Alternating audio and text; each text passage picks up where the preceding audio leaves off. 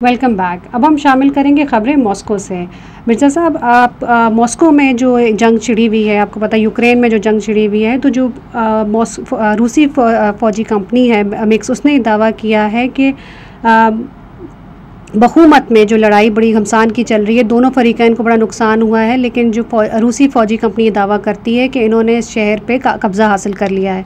तो इस पे आप बताइए। जब खुद एक पहली बात तो मैं ये कहना चाहता हूँ कि ये एक पोस्ट है जो टेलीग्राम उनका एक सिस्टम है रूसियों का, जैसे कि हमारे यहाँ पर फेसबुक है, इस तरह का उनका टेलीग्राम है।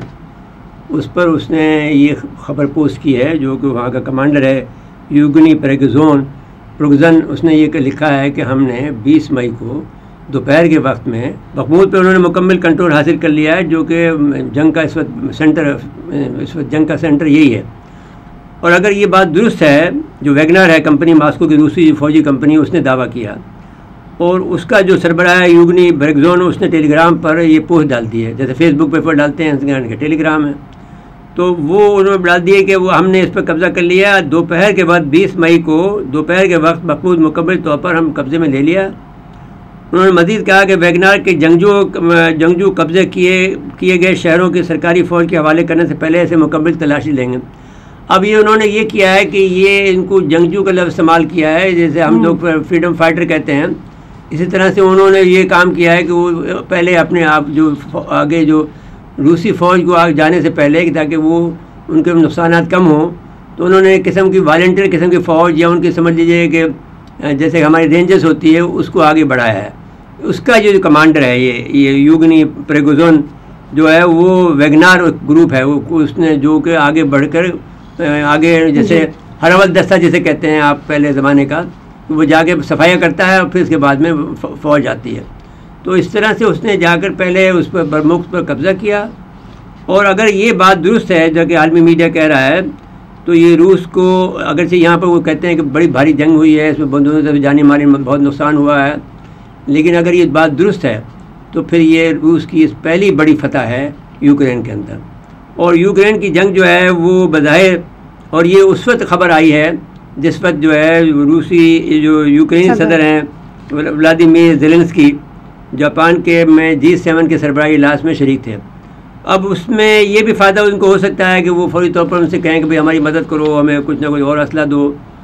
तो अमूमी तौर पर हम ये समझते हैं कि जो पहले भी हमने कहा है अपने नाज़रीन कराम से, कि रूस ने ये सलाहियत हासिल कर ली है, बहुत अरसे से सलाहियत हासिल कर रहा था। हमारे जो सफ़ीर वहाँ पर रह चुके हैं, जिसमें से हसन हबीब हैं, जिसमें से शाहिद अमीन साहब इंतकाल कर गए, लेकिन उन्होंने भी हमें ये बात बताई, और दूसरे लोग हैं, उन्होंने कहा कि रूस ने अपनी तैयारी मुकम्मल की है। वो अभी भी 2 साल तक के लिए उन्होंने इस तरह का प्लानिंग की है कि 2 साल तक उनको अपने जंग लड़ सकता है वो।